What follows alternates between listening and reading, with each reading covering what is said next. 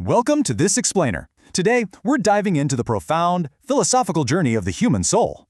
Is the universe and humanity itself a giant book that's just begging to be read? How you read it matters. Actually, 90% of our suffering comes purely from our perspective, not actual events. Think of a guy doing a handstand. From down there, he thinks the whole world is upside down. The takeaway? We literally have to fix our own broken lens before trying to fix the complex world. Expanding that lens, the text totally rejects deism, so no disconnected, retired creator just watching from afar. Instead, it's a deeply interactive universe. Every single day, our actions trigger divine responses in real time. Think of creation like a massive ocean. Just one drop of light or dirt ripples across the entire sea.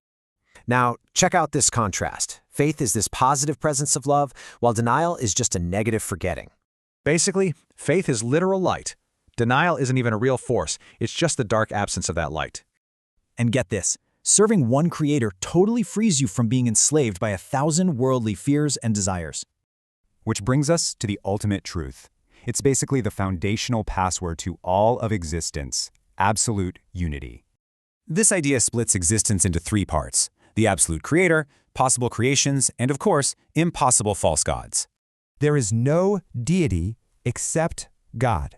Every single cosmic event happens right between those exact boundaries. This concept is so heavy that if you put it on a scale, it would outweigh the entire universe. So, armed with this awesome perspective, how are you going to read the book of your own life today?